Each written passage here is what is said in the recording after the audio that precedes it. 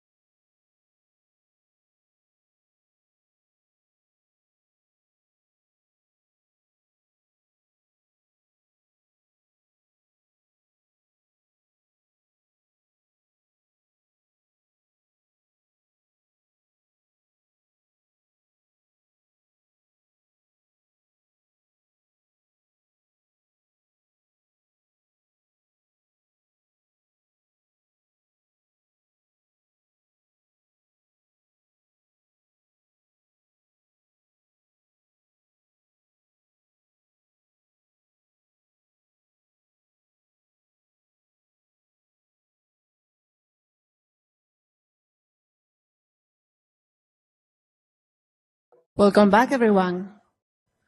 So let's start the next session. My name is Macarena Garcia Marin. I'm going to be the chair of this session. And now we have Catherine Piaget talking about exoplanets. So I'll give you a warning that's 2 minutes. Sounds good. Can everyone hear me? Okay. Hi, everyone. Thank you for giving me the opportunity to speak at this conference today. Before I begin, I just want to highlight that the results that I'm going to be showing here are still unpublished analyses on a GTO data set that's part of the nearest GTO with nearest SAS. That's a proprietary. Oh, should I move this? That's proprietary data from the team of David.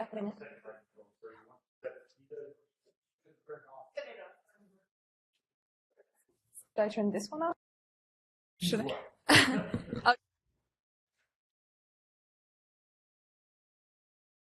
Okay. Is that working? Can you hear me right? Okay, perfect. Yeah, so please just do not share any of the material that I'm going to be showing outside of this conference because the data are still proprietary. So now, let me tell you the story of how our new observations of TRAPPIST-1d, which are among the few near-spec PRISM observations of the nearest SAS GTO, are paving the way for us to understand whether small rocky planets have atmospheres. So let's start in our neighborhood with the few rocky worlds around which we know there are thin secondary atmospheres. The thing they have in common is they're all in the solar system around the same star, the sun, but they have particularities and diversity in their composition. For instance, the Earth and Titan, which we've had a great talk about in the previous session, have atmospheres dominated by nitrogen with methane or oxygen as the second main component, while Venus has a very different atmosphere that's much thicker with a 90 bar atmosphere made mostly of CO2. So these planets are sometimes used as templates when we try to understand what other small planets outside the solar system atmospheres might look like. But when we venture outside of the solar system and try to predict whether a certain rocky planet could have an atmosphere or not, things become a little more tricky because there are a lot of unknowns compared to our own system.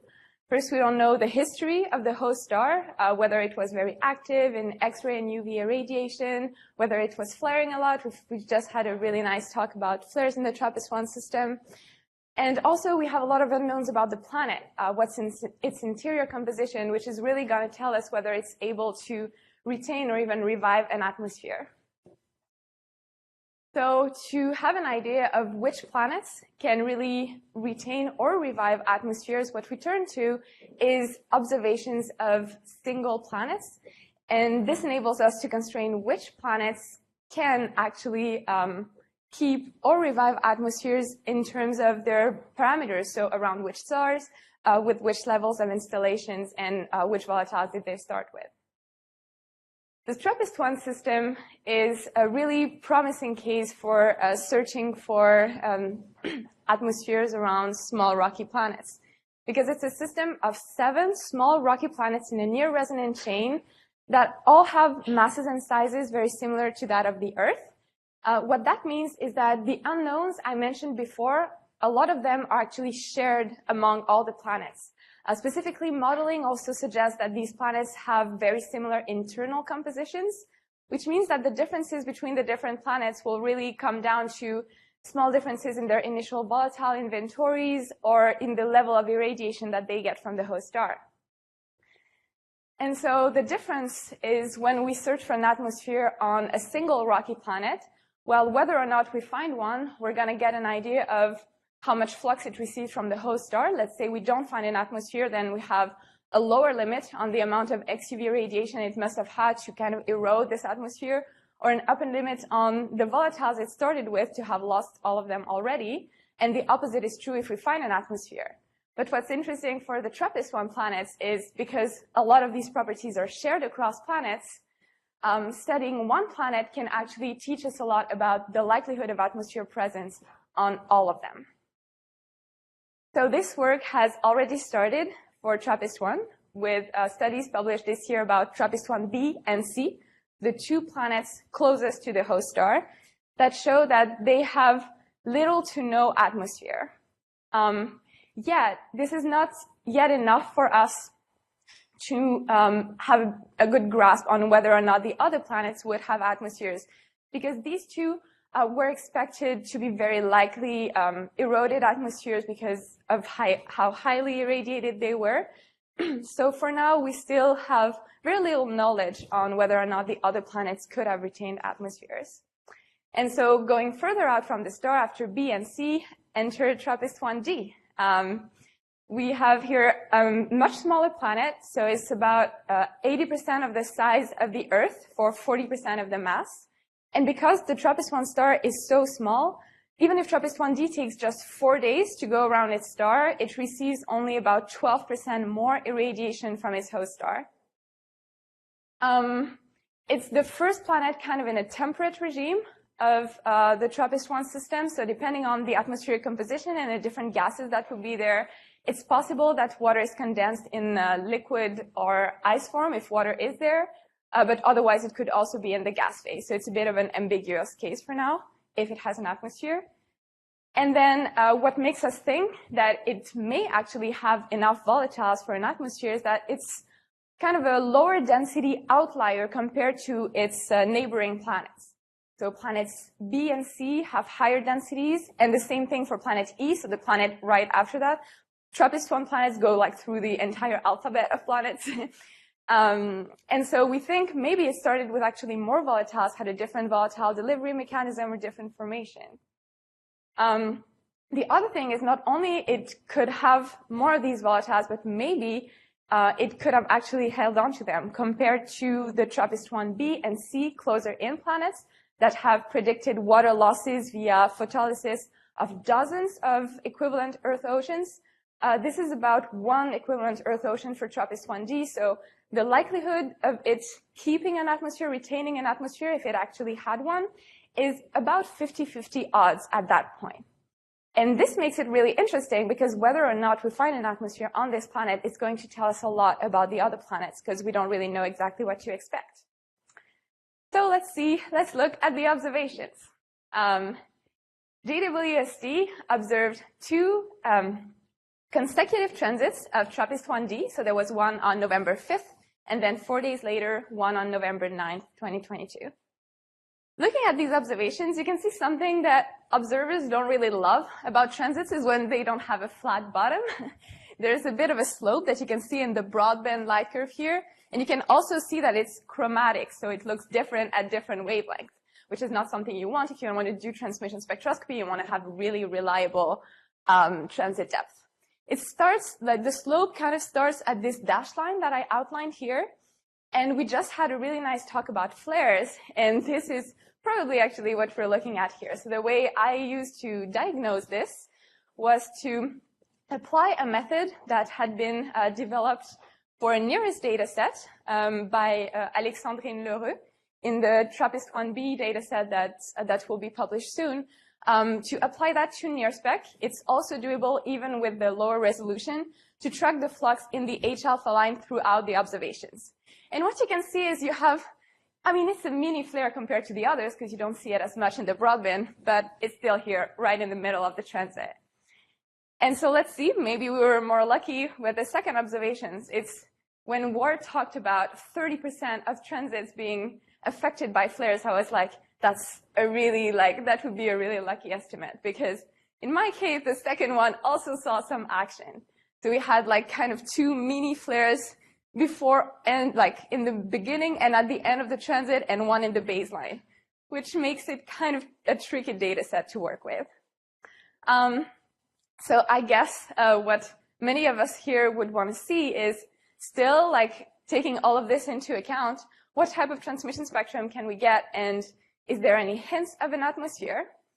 So let's first start with a conservative approach of looking at what the transit light source effect can do, that was just explained.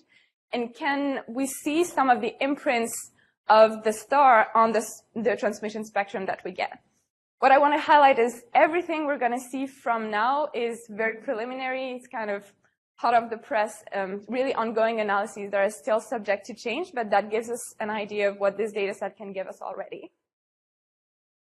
So this is what we get. So the transmission spectrum has some bumps and wiggles, but basically most of them can be absorbed by just considering stellar contamination. Maybe we can still increase the precision with a more careful treatment of the light curves if I try to retrieve more of the data set by treating differently the parts that are affected by flares as well. So is there anything at all that can be said about the atmosphere at that point?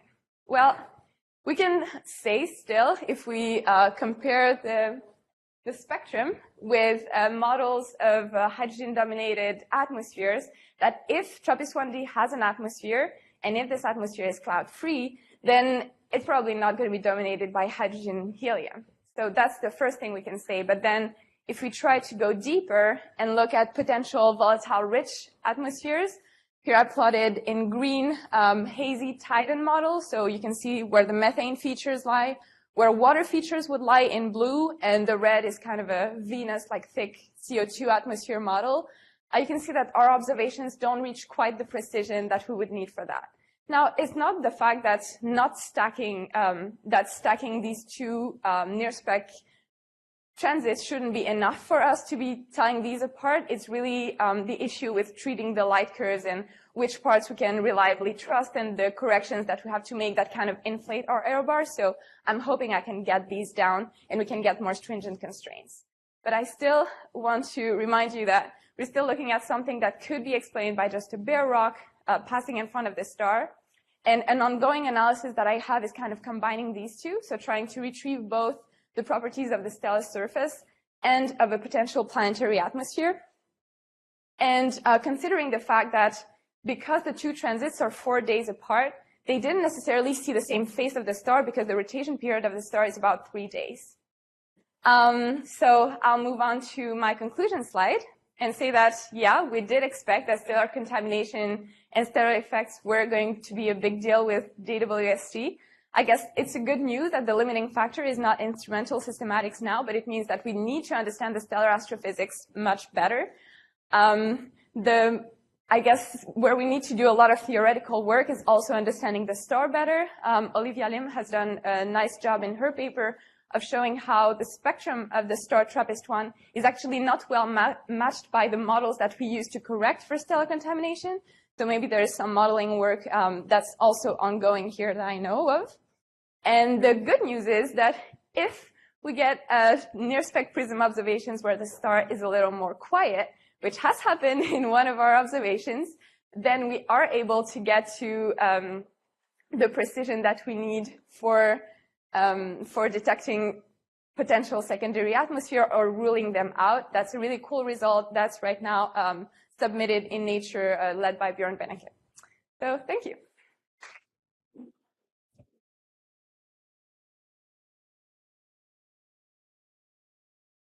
Thank you. We have time for questions.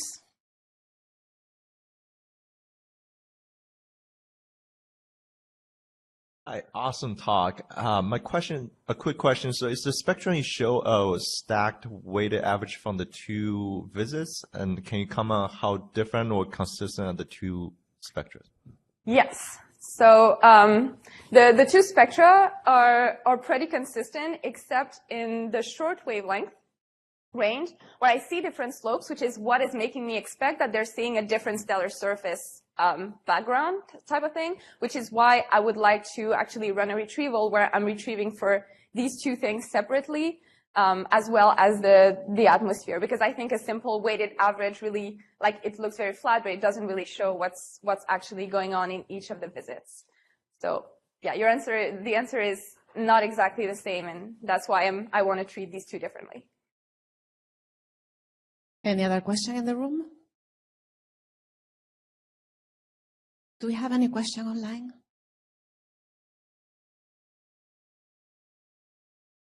Yep.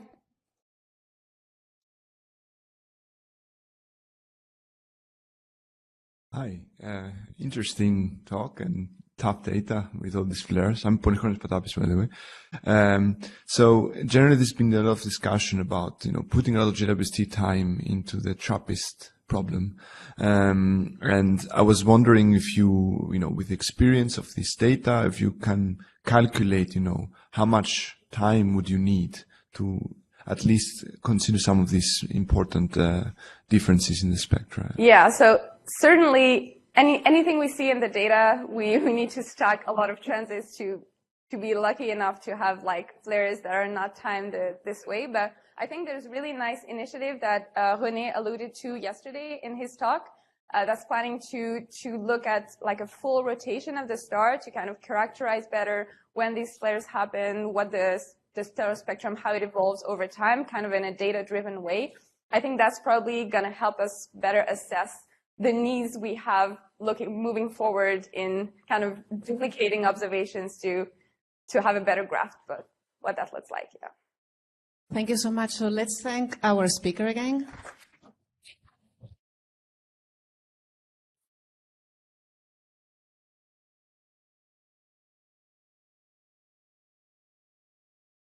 Next, we have Michael Zhang. We are still sharing, right? Okay. Oh, that's... Give me a second.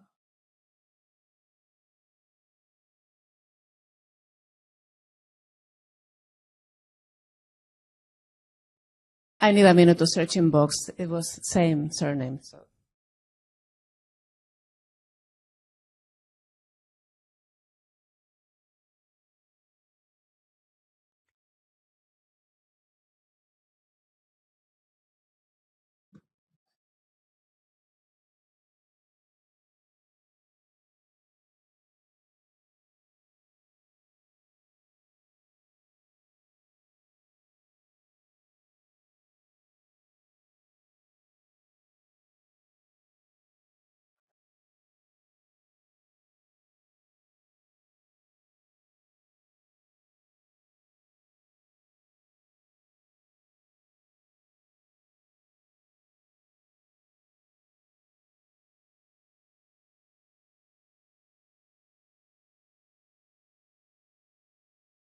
Oh, sorry for the little hiccup. Do you have your mic? Yeah.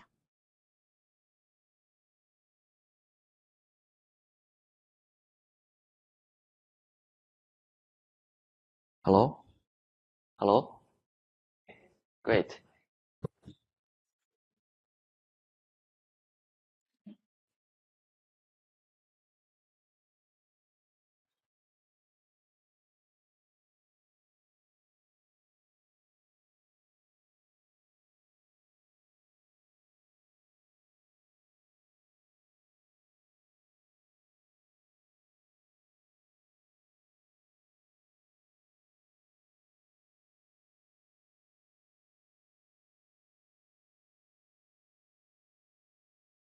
I'll leave you warning.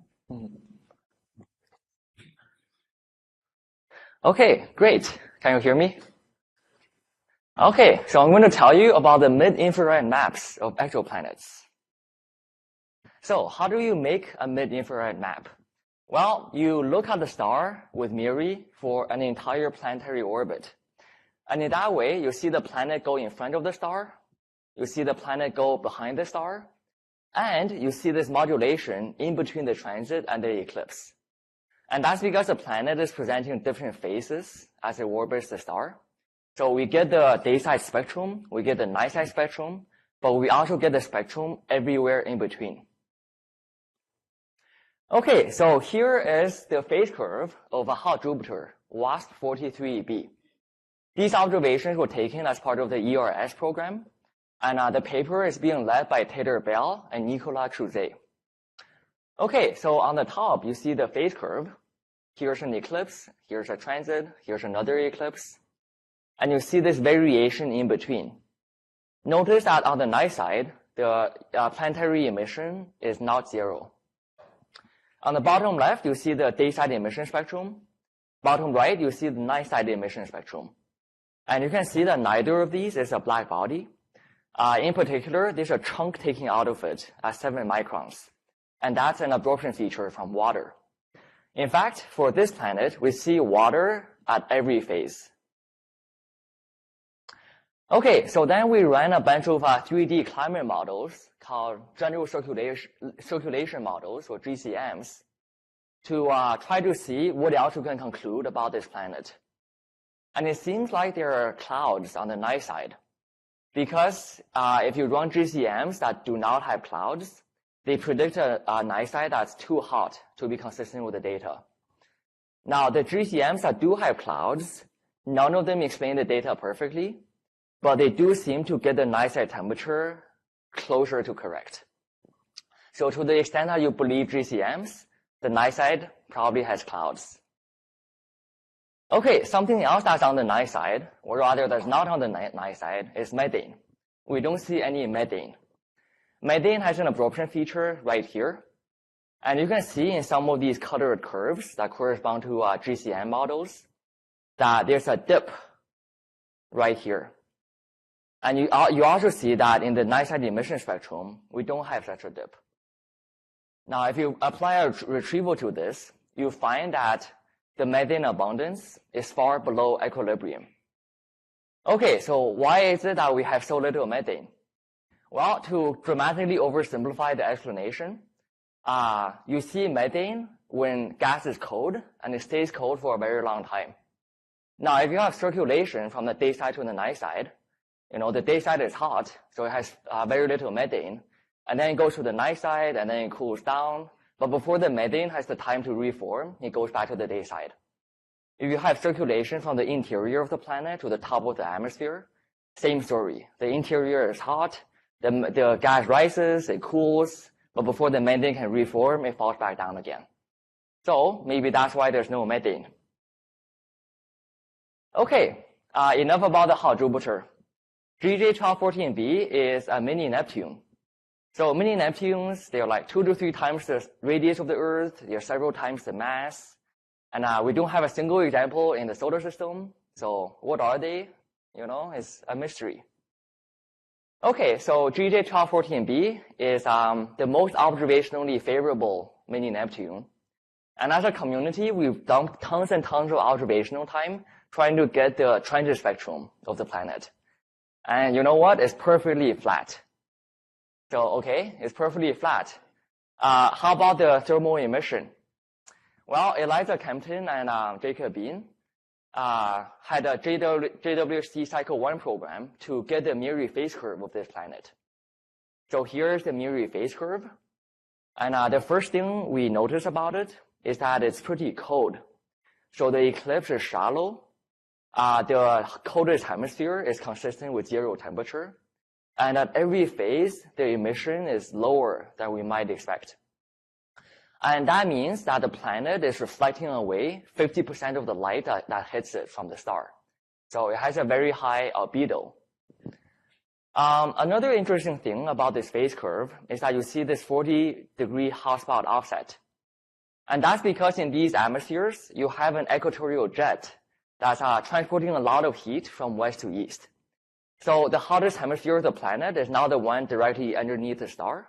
is offset from that point by, 10 degrees, 20 degrees, 50 degrees. Well, for this planet, it's 40 degrees. Okay, well, what else can we conclude about this atmosphere? We can apply GCMs again. So here are GCMs at different metallicities, assuming a clear atmosphere.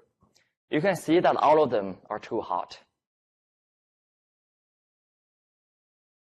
Okay, so what about if we add a haze?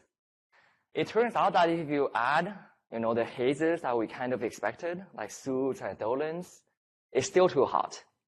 We had to invoke this maximally reflective haze, which is a haze that's almost entirely reflective. That's far more reflective than we expected, in order to cool the planet sufficiently to be somewhat consistent with the data. Okay, so then we take this maximally reflective haze, and we vary the atmospheric metallicity. You can see that for the very low metallicities, the solar metallicity, the phase curve is not very curvy. And that's because at low metallicities, heat transport is very efficient. Whereas when you go to very high metallicities, you have a lot of metals in the atmosphere, so you have a lot of opacity. So the photosphere is very high up. And very high up, the radiative timescale is very low. So wind doesn't have time to move very far before it radiates away all of its heat. Okay, so here's the emission spectrum of the planet on the day side and on the night side. The gray dotted line that you can barely see, that's a black body model. So you can see that neither the day side spectrum nor the night side spectrum is consistent with a black body. We applied retrievals to both of these spectra, and the retrievals detect water, maybe 2 to 3 sigma significance on both the day side and the night side.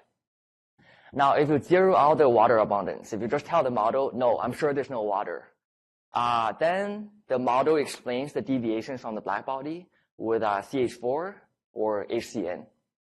So, especially after what we heard about K218b yesterday, maybe what we're seeing is not water, but methane. Okay, so this is a cool animation that I wanted to show you. It was made by MPIA. On the right side, you see the emission spectrum as a function of, you see the emission spectrum with time being the phase. In the middle, you see a model of the planetary temperature as a function of longitude. Don't worry about the latitude, that's just made up. And on the left, you see a 1D version of that. And here are all of the people who contributed to the paper. Okay, great. Finally, this is my program, a Miri phase curve of GJ367b. This is an incredible planet. It's at 0.7 Earth radii, has an orbital period of 0.3 days, and it has a density of 10 grams per cubic centimeter. So that's denser than iron at room temperature and pressure. So, with such a dense planet, maybe it has an atmosphere, ? Well, here's the Miri phase curve. And here are the parameters that we infer from the Miri phase curve. The day side temperature is very hot. It's basically as hot as it can possibly be. And that's consistent with a bare black rock, which means a planet with no atmosphere, with 0 albedo, and with no heat redistribution. The night side temperature is consistent with 0, so consistent with a bare black rock. The amplitude of the phase curve is consistent with 1, so it's also consistent with a bare black rock. And the phase offset, well, technically it's not consistent with 0. It's away from 0 by like 2 sigma. But the phase offset is the least reliable parameter out of these 4. And also you can see there's definitely unexplained systematics in the data. So I would say that if I had to bet, the phase offset is also consistent with a bare black rock. Okay, so here is the emission spectrum. Right, it's basically featureless, except for this one random point that I have no idea what it's due to. It's highly unlikely to be physical because there is no model that can give you a feature this sharp and like this high, or at least no physically plausible model. Maybe you can invoke dark matter annihilation or something. No, that was actually a serious suggestion by a colleague. Okay, so in the red, you see what the planet's emission spectrum should look like if it's a bare black rock with no redistribution. In the blue, you have a model with zero albedo but full heat redistribution. And the data is consistent with the red, except for this one point. Now you can use this emission spectrum to put constraints on the surface pressure of any atmosphere given different compositions. And you see that the constraints you can put are very different depending on the composition, because different compositions have different amounts of spectral features in the Miriam bandpass, but also they create a TP profile, temperature pressure profile, that's more or less isothermal. Okay, so CO2, H2O atmospheres, you can put some constraints, but not really. If you have an atmosphere that's outgassed from a magma ocean, then it depends on the oxidation state of the magma ocean. In particular, if it's heavily oxidized, you expect a lot of SO2, which has very strong absorption features in the Miriam bandpass, allowing you to put very stringent constraints on the atmospheric pressure. Okay, so that's a whirlwind tour through 3 very different types of planets. The hot Jupiter has water everywhere, it has night side clouds, and it doesn't have methane on the night side, or anywhere else for that matter. The mini Neptune is shiny, is hazy, is a high mean molecular weight, and maybe it has water. The sub-Earth, it's very probably a bare black rock, to my disappointment. Okay, any questions?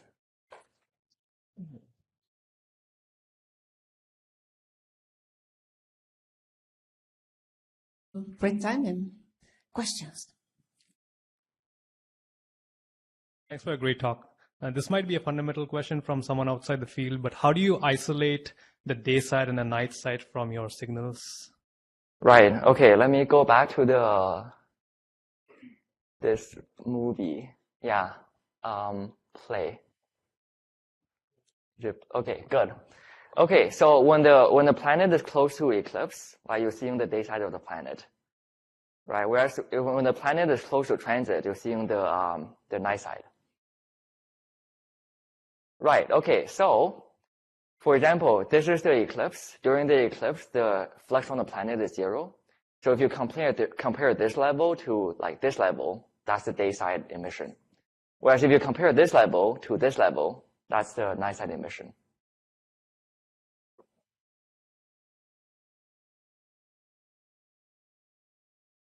Thank you.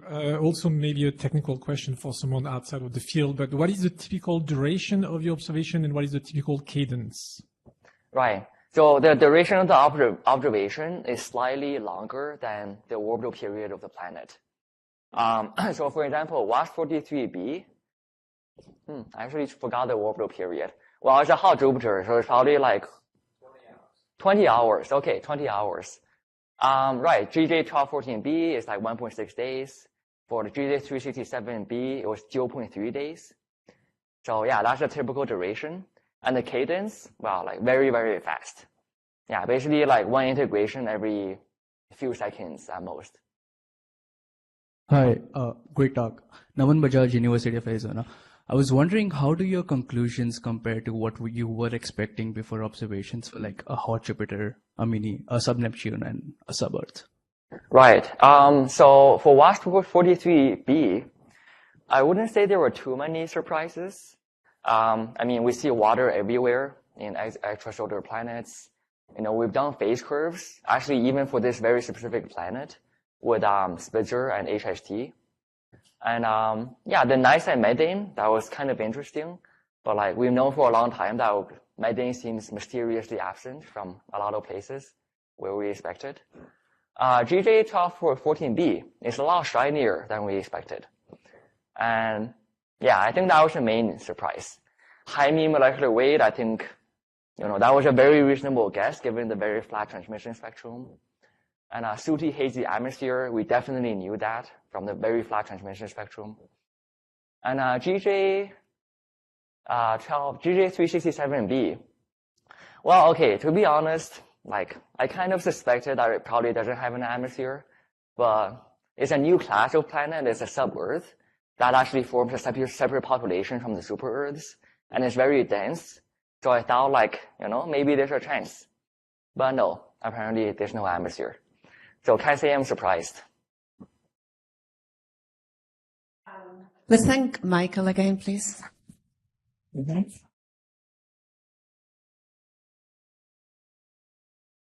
So our next speaker is Luis. That's me. Thank you.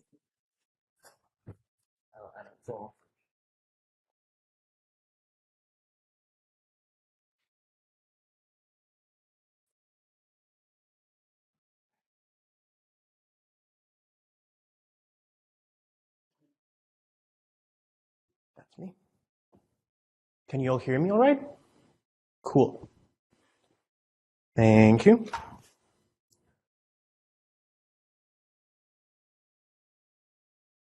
Am I good to go?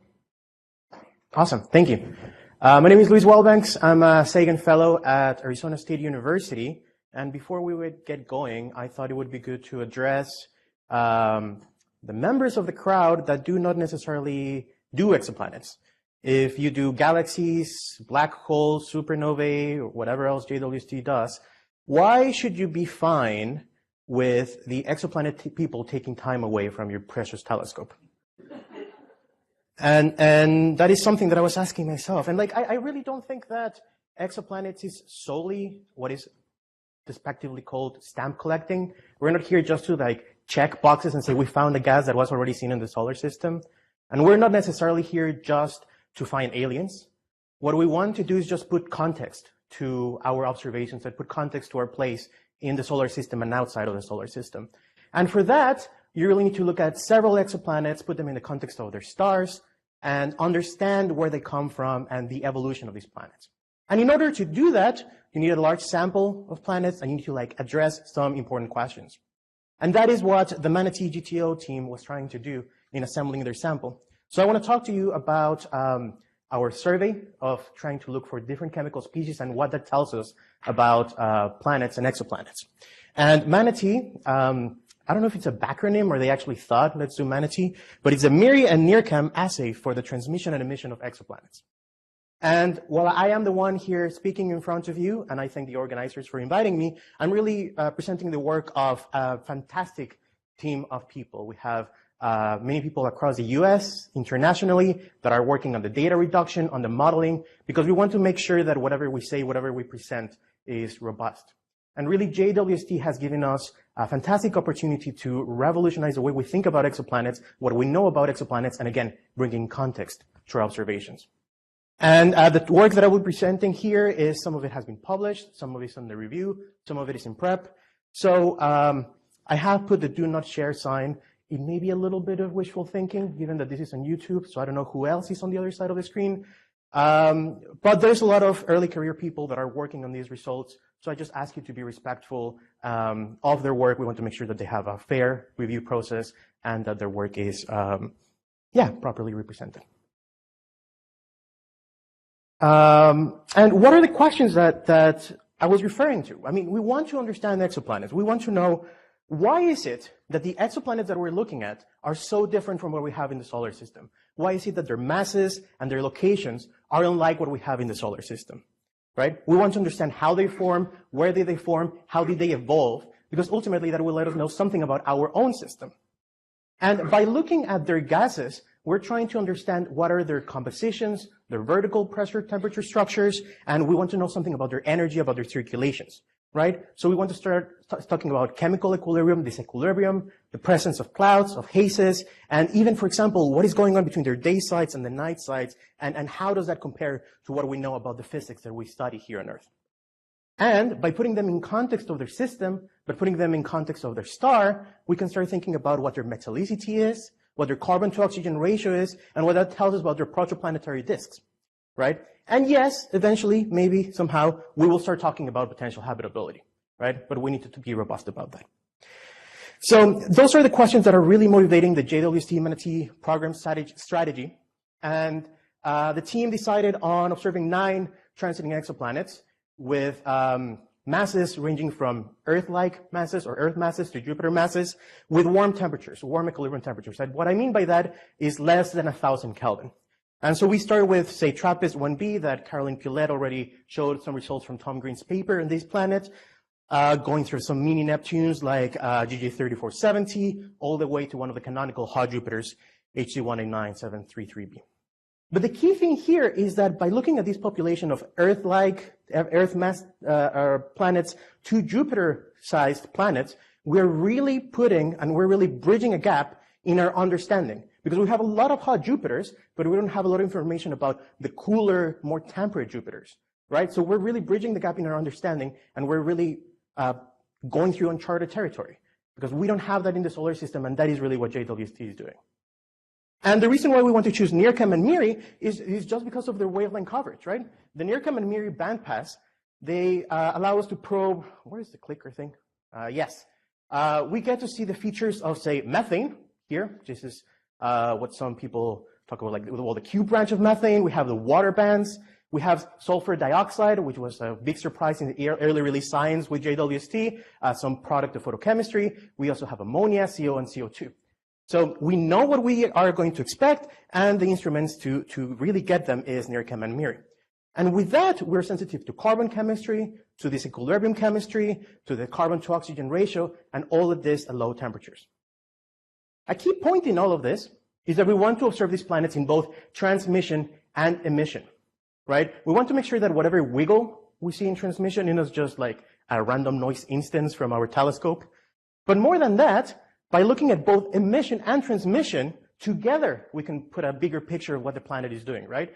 We know that emission spectroscopy probes deeper in the atmosphere, whereas transmission is probing a little bit upper. So together we have a bigger picture of the overall atmosphere. And together we can start talking about the circulation, the energy transport, and this is what allows us to have a bigger picture.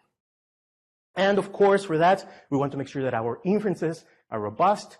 This is what in the field we talk retrievals, which is really a line fitting exercise. If you run MCMC or nested sampling, you're a retrieval expert. Really, what matters is the quality of your data and what goes into the sausage, your model, right? What type of models you want to have. And we want to make sure that whatever we say about these planets is basically model independent.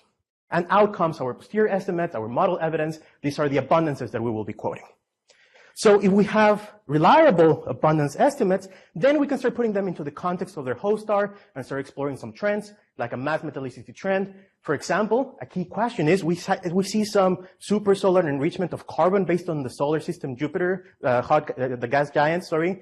We know that Uranus, Neptune, Saturn, and Jupiter have a lot of methane, but we want to explore whether the exoplanets follow that trend or not.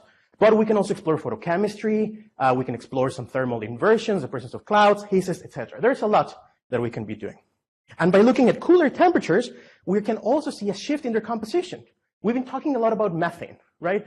As we go to cooler planets, we know, or cooler temperatures, sorry, we know that methane is the main carbon carrier. And we also see that ammonia is the main nitrogen carrier. And we've heard a lot about the missing methane problem. Again, this is not just a stamp collecting exercise that we want to see methane. We've seen, Ian did a fantastic work at telling us how there's methane all over the solar system. So the puzzling question here is, why is it that we're not seeing in the exoplanets? Because that may mean that exoplanets are fundamentally different, right? We see that in the solar system, they have all over here, so we want to put them again into this mass metallicity trend. Do they follow what we see in the solar system when we talk about methane? And what can we say about their formation as we talk about their carbon to oxygen content, right? So if we know about their absence or hypothesized presence, we can have profound insights into the composition of exoplanets, into their formation, and even these equilibrium processes. Really, methane is giving us the connection between the atmosphere and the interior of the planet, because we can see whether the methane abundances has been quenched or whatnot. And yes, I would be remiss to not say it. Maybe someday, somehow, we can link it to biosignatures. And methane is particularly important because for these temperatures ranges, regardless of the metallicity or the carbon to oxygen ratio, you go less than 1,000 Kelvin and you expect to see a lot of methane. So, where is the methane? I want to highlight the observations that we have of WASP-80b. We had a 1 eclipse and 1 transit with NIRCam, F322W2. They were taken around Halloween, spooky time. We were just hoping that we wouldn't have surprises with the telescope. And this is our data. We had 1 eclipse, 1 transit, I wanted to show you the data without any models so you can make your own assessment of this. This is our emission spectrum, and this is our transmission spectrum. And the questions that we ask ourselves is, do we see the species? Does it make physical sense? And which part of the data drives our detection? So first, we wanted to make sure that across different reductions, different pipelines of the same pixels, we had consistent data. Here I'm plotting the cross-section, that is the color of methane as a function of wavelength. And in an absorption, you would see it as a dip. And in transmission, you would see it as like upwards dip.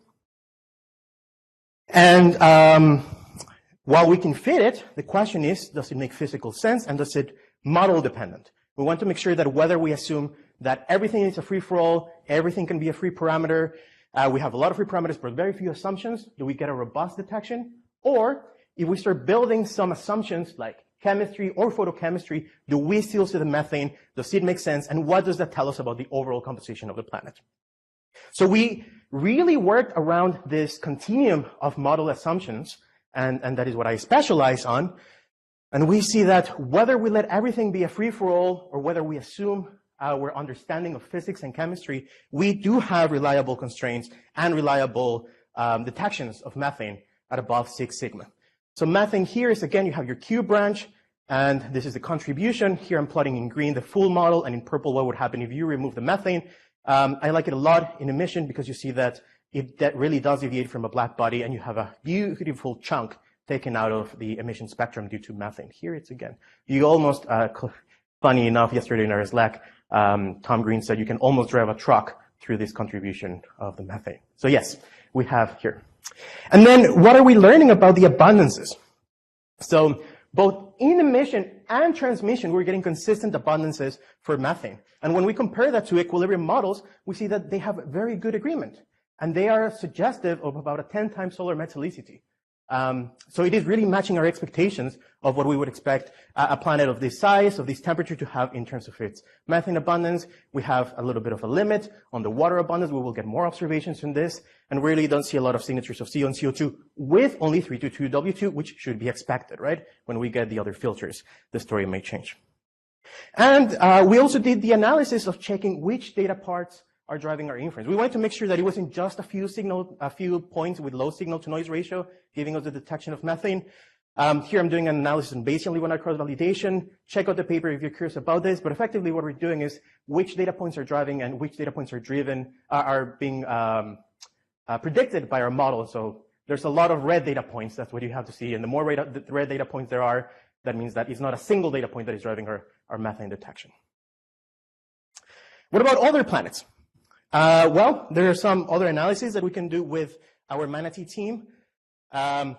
Here, there is a warm mini Neptune where we see water, we see methane again, we see sulfur dioxide, SO2, and then we see CO2. And our analysis is suggestive of a supersolar metallicity, and we're able to also place some constraints on the cloud presence. One of the things that I love about Manatee is that this is one of the first full infrared emission spectra of an exoplanet. We have the full range from 2.5 microns all the way to 12 microns. And we have signatures of water, of methane, of CO2, of CO, of water, of methane and SO2, and even ammonia. This is really gorgeous by putting NIRCam and MIRI together. We have another warm Saturn that we also have the full emission spectrum from 2 to 12 microns. I've left some really bumps and wiggles here unlabeled so that you can have fun when you read the paper. But we see methane, well, I shouldn't say that, but water, CO2, CO, and other species here. So this reminds me a little bit of, as an exoplanet person looking at the JWST deep field. This is what it looks like to me. Maybe there's a galaxy over here. We've been looking for methane. Can anyone spot the methane? It's a real question. Raise your hand if you've seen the methane. Polychronos? You saw it, right? Okay, so you get the title for finding methane, okay? It is here. So from now on, let history remember that he found methane first. The search for chemical species with JWST is fantastic, and it is allowing us to bring a lot of context to our understanding of exoplanets, right? Just the Manatee GTO has been able to find methane, SO2, CO2, CO, and many other species in PrEP.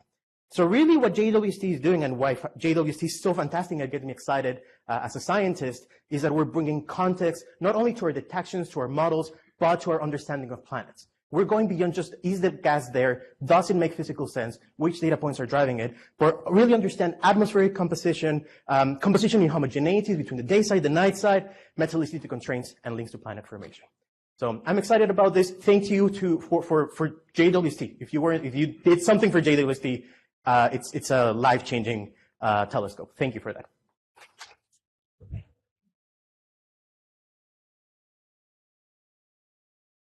Thank you so much, please. Great talk. Any question?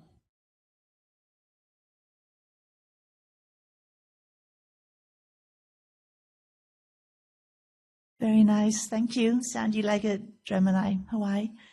How do you separate metallicity from disequilibrium chemistry, from day to night circulation? How can you separate those? Yeah. Really, what we would be quoting is the metallicity under the assumption, for example, of this equilibrium chemistry. So one of the things that we've been doing is, what is the metallicity on assumption of equilibrium? And then if you start putting some photochemistry or some disequilibrium processes, how does that change your overall abundances for each species? And then how are those links to the metallicity? So we tested what the quoted metallicity is as a function of your models and whether that is robust. So there are ways of disentangling it, but really the key point here is, what do we mean by metallicity? Like, is it just the iron per hydrogen, or the sum of all the elements, or just the carbon plus oxygen? So we can talk more about that, but in principle, yes, we can do it, but it depends a little bit on what assumptions you put into your model. But JWST is allowing us to really test these disequilibrium processes to disentangle it. We have the data now with JWST to do this. Okay, so let's thank Luis again. We have to keep on going. Yeah.